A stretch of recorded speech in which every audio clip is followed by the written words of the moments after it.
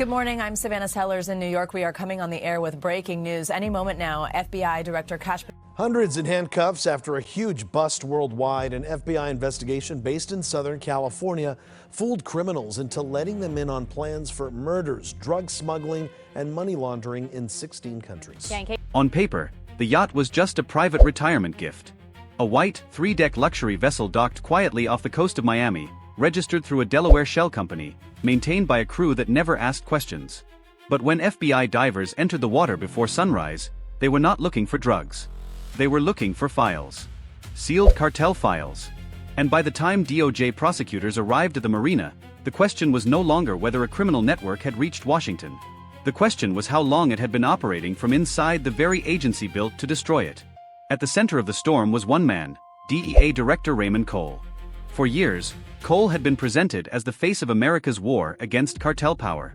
He stood behind podiums in Washington, announced billion-dollar seizures, praised joint operations with ICE, FBI, and Homeland Security, and promised that no criminal organization was beyond federal reach. But inside the FBI's Miami field office, a smaller group of agents had been studying a different version of Raymond Cole. Not the director on television. Not the decorated officer in front of Congress. The private man who visited Miami every 6 weeks, boarded a yacht named the Meridian Star, turned off every personal device, and disappeared for exactly 4 hours. At first, it looked like luxury. Then it started looking like routine. And routine is what federal investigators watch when they suspect someone powerful is hiding a system. The investigation did not begin with Cole. It began with a missing file. 3 years earlier, a sealed DEA intelligence report tied a Sinaloa-linked money broker to offshore accounts moving bribe payments through Florida, Texas, and California. That file was supposed to be locked inside a restricted evidence server in Virginia. But when DOJ attorneys requested it for a grand jury, the file was gone. Not deleted. Not misplaced. Gone from the system as if it had never existed. That should have been impossible. Only 5 people had clearance. One of them was Director Cole. At first, DOJ assumed it was a technical error. Then another file vanished. Then a witness identity was exposed before a raid in Phoenix. Then a cartel banker disappeared from San Diego 2 days before ICE and FBI teams planned to arrest him. Each event looked separate. A bad server. A failed warrant. A leaked calendar. But when FBI analysts put the dates together, they saw something darker. Every failure happened within 72 hours of Cole visiting the Meridian Star. That was the first pattern. The second pattern was money. A federal financial crimes team found payments moving through consulting firms, maritime maintenance companies, art brokers, and private aviation accounts. None of the wires said bribe. None of them said cartel. They looked clean. But the same names kept circling the same vessel. A yacht mechanic in Fort Lauderdale who received $800,000 for repairs he never performed. A Miami art dealer paid $3.6 million for paintings that were never delivered. A Houston security company that billed $11 million for risk assessment services, linked to no contract, no guards, and no locations. The deeper investigators went, the more the yacht stopped looking like a luxury toy. It looked like a floating vault. And someone inside the DEA had been using it to keep evidence outside government walls. The first physical break came from a crew member named Luis Marquez. Luis was not an informant at first. He was a deck engineer. Quiet, disciplined, and careful. His job was to maintain the lower mechanical systems on the Meridian Star. One night, while checking a pressure leak near the engine room, he noticed something strange. Behind a panel marked as a water purification access point, there was a keypad. Not marine equipment. Not factory installed. A keypad. Luis did what most people would do when working for powerful men. He said nothing. But 2 weeks later, he saw 2 men in suits enter that same lower section carrying black waterproof cases. They stayed below deck for 30 minutes. When they came back up, the cases were lighter. That detail stayed with him. Cases went down full. Cases came back empty. Then Luis saw Raymond Cole step onto the yacht.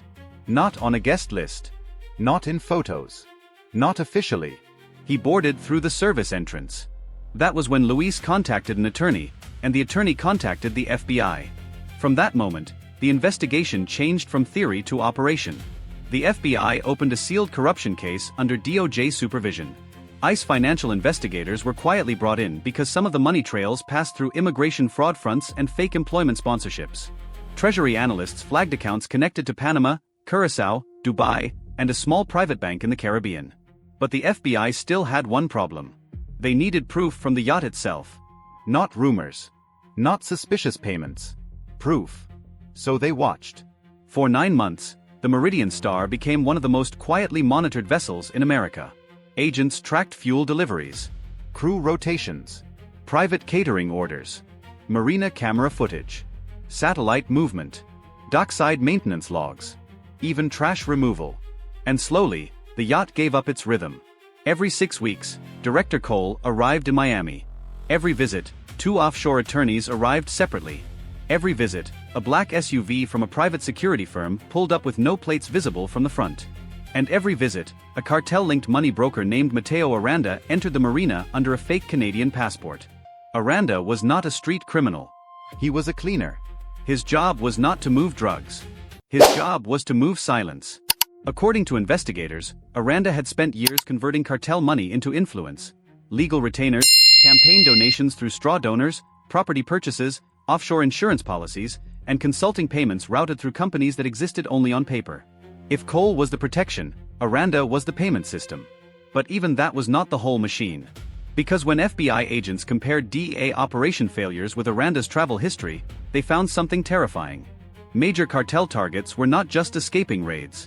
They were escaping specific raids that Cole had been briefed on. A fentanyl lab outside Tucson. A cash storage house in Los Angeles.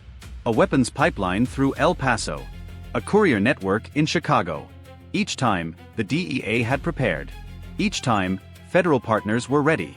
And each time, the target vanished before the doors came down. The official explanation was always the same. Operational compromise. But nobody could explain the source. Now the FBI believed they had found it. The sealed files were being copied, removed, and sold. And the yacht was where the transactions were happening. The raid was approved after a final meeting inside a secure DOJ conference room in Washington. No phones. No assistants. No agency-wide memo. Only a small circle from the FBI, DOJ Public Integrity Section, IRS Criminal Investigation, and a separate IC Homeland Security Investigations Unit. The concern was not just that Cole might run. The concern was that someone would warn him. So the operation was kept away from normal DEA channels. That decision alone told agents how serious this had become. When federal law enforcement cannot trust the usual notification chain, the case is no longer about one bad official. It is about a contaminated system. The operation was scheduled for 4:40 a.m., just before marina staff began morning movement and after most private security teams reached their lowest alert point. But 20 minutes before the raid, something unexpected happened. The yacht's engines started. The Meridian Star was preparing to leave dock. That changed everything. If the yacht entered open water, jurisdiction would become messier. Evidence could be destroyed. Drives could be dumped. Files could disappear into the Atlantic. The FBI commander gave the order early. Move now. Within seconds, black federal vehicles rolled into the marina without sirens. Tactical teams split into 3 groups. One secured the dock. One moved toward the main deck. One went below, toward the hidden compartment Luis had described. On the upper deck, agents found 3 private security guards reaching for radios. They never got the call out. On the main deck, a DOJ prosecutor stood with the warrant in hand as FBI agents entered the salon. Inside, the luxury was almost absurd. Polished floors. Champagne glasses. Leather seating. A wall of tinted glass facing the water. And at the center table, Director Raymond Cole sat in a navy pullover, staring at a laptop that had just been unplugged from a secure drive. For 2 seconds, nobody spoke. Then one agent said, "Director Cole, step away from the table." Cole did not move. He looked past the agents, toward the windows, as if calculating whether someone outside was still coming to save him. No one was. The laptop was seized. His phone was seized. His watch was seized. And then federal agents escorted the DEA director off his own yacht while marina workers stood frozen behind police tape. That image would have been enough to shake Washington. But what agents found below deck was bigger. Behind the fake water purification panel, the keypad opened into a reinforced storage chamber built into the yacht's lower structure. Inside were waterproof cases stacked in 2 rows. At first glance, they looked like maritime safety equipment. But when agents opened the first case, they found sealed DEA files. Not copies. Original intelligence packets. Some stamped restricted. some connected to active cartel cases, some containing witness identities, surveillance summaries, undercover source numbers, bank tracing details, and raid planning notes. One FBI evidence tech reportedly stopped reading and simply said, "This is worse than we thought." The second case held encrypted hard drives. The third held passports. The fourth held burner phones separated by city: Miami, Houston, Phoenix, San Diego, Chicago, New York. Then came the money evidence. Not cash stacked like a movie scene. Something more dangerous. Ledgers. Payment schedules. Names of shell companies. Dates matching federal enforcement failures. A bribe network estimated at $150 million over 5 years. And next to several payments, agents found initials. RC. That was the first major reveal. But not the last. Because the mid-twist came 6 hours later, when FBI cyber teams broke into one of the encrypted drives. They expected cartel files. They found a directory labeled Insurance. Inside were recordings, meetings, calls, private conversations. Cole had not only been taking bribes, he had been recording the people bribing him. That changed the shape of the case completely. Cole was not just protected by the cartel. He was protecting himself from the cartel. The yacht was not only a vault. It was a hostage room for secrets. If Aranda or his network ever turned on him, Cole had evidence that could destroy dozens of people across multiple states. Corrupt attorneys, former agents, port officials, private security contractors, bank compliance officers, even 2 local prosecutors whose names appeared beside suspicious, consulting retainers. Suddenly, the case was no longer about a DEA director selling files. It was about a private blackmail archive built from federal secrets.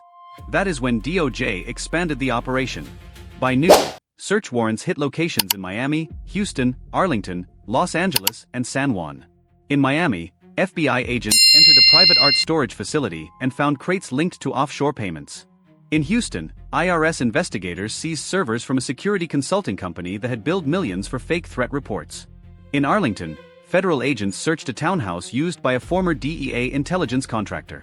In Los Angeles, ICE and FBI teams raided an immigration services office suspected of laundering payments through fake visa sponsorship paperwork. Every door opened another layer. And every layer pointed back to the same system. Cartel money did not move straight to Cole. It moved through people who looked respectable. Law firms, consultants, property managers, charities, maritime vendors. The network worked because it never looked like a network. It looked like business. That was the brilliance of it. And the sickness. One of the strongest human stories came from a protected witness in Arizona. A former cartel courier had agreed to testify after his younger brother died from fentanyl linked to the same supply chain he once helped move. He gave federal agents locations, names, and routes. 2 weeks before the planned raid, his identity appeared in one of the leaked files. He vanished into emergency relocation. His mother had to leave her home overnight. His sister quit her job. His entire family disappeared because someone inside federal power turned a witness file into a product. That was not paperwork. That was a life being sold. Another case came from Chicago. A DEA task force had spent months building a case against a distribution cell moving fentanyl through warehouse shipments. A raid was planned for a Thursday morning. But on Wednesday night, the warehouse was emptied. By sunrise, nothing remained except broken pallets and security cameras ripped from the walls. 2 weeks later, overdoses linked to that same supply chain spiked across 3 counties. Investigators could not prove Cole's leak caused every death. But they could prove the operation failed after restricted details were accessed. And that was enough to make the case feel heavier than money. Because corruption at that level does not just steal evidence. It steals outcomes. It steals arrests that should have happened. It steals witnesses who should have been protected. It steals time from families who never get answers. By evening, DOJ officials were preparing charges under seal. Bribery, obstruction, conspiracy, theft of government records, money laundering, disclosure of restricted law enforcement information, and possible violations tied to witness endangerment. But prosecutors still needed the mastermind structure. Was Cole the top? Or was he one piece of something larger? The answer came from Mateo Aranda. He was arrested at a private aviation terminal outside Fort Lauderdale, trying to board a charter flight to the Bahamas under a second identity. Inside his bag, agents found 2 phones, $90,000 in diamonds, and a handwritten list of initials. One set was circled. DC clearance. That phrase opened the final door. Investigators now believed Aranda was not only paying Cole for files. He was paying for influence over which cartel cases received pressure and which quietly lost momentum. That meant enforcement itself may have been manipulated. Not fully controlled, but nudged. A delayed warrant here. A reassigned team there. A missing file. A changed target priority. One compromised briefing. One leaked witness. One cancelled operation that never made headlines. That is how a system protects itself. Not by announcing corruption. By making failure look normal. The final realization was brutal. For years, Americans had watched federal press conferences celebrating massive seizures and cartel takedowns. But behind some of those same operations, investigators now believed a parallel market had formed. Federal secrets had a price. Raid schedules had a price. Witness names had a price. And the man trusted to lead the fight had allegedly turned access into currency. By the time Cole was transported from Miami to a secure federal facility, the yacht was still being searched. Agents removed boxes through the night. Hard drives. Documents. Encrypted devices. Financial ledgers. Even a hidden safe beneath the master cabin floor. Inside that safe, they found one final item that stunned the room. A sealed DOJ subpoena request from an investigation that had not yet been served. That meant someone was not only stealing DEA files. Someone had access to future DOJ movement. And that meant the purge was just beginning. The raid on the Meridian Star was not the end of the investigation. It was the first public crack in a wall that had been standing for years. And once that wall opened, the picture became impossible to ignore. This was not a yacht scandal. It was not just one official with offshore money. It was a warning about what happens when criminal systems stop attacking law enforcement from the outside and start buying access from within. Because once a cartel can purchase files, it does not need to outrun the government. It can wait for the government to tell it where the danger is coming from. And that is why this case shook every agency connected to it. FBI, DOJ, ICE, DEA, Treasury. Every office had to ask the same uncomfortable question. How many failed cases were really failures? How many leaks were called mistakes? How many protected targets walked away because someone powerful had already sold the map? By the next morning, the Meridian Star sat sealed behind federal tape. The polished decks were empty. The tinted windows reflected nothing but flashing lights. And the name painted on the back of the vessel suddenly felt like an accusation. A star used for navigation. A vessel built for direction. But inside, investigators found a compass pointing straight into corruption. So now the real question is bigger than Raymond Cole. If a $150 million bribe network can hide behind shell companies, sealed files, luxury vessels, and trusted titles, how many other systems are still operating in silence? And how many people will only find out after the next raid comes too late? If this case made you question how deep institutional corruption can go, don't just watch and move on.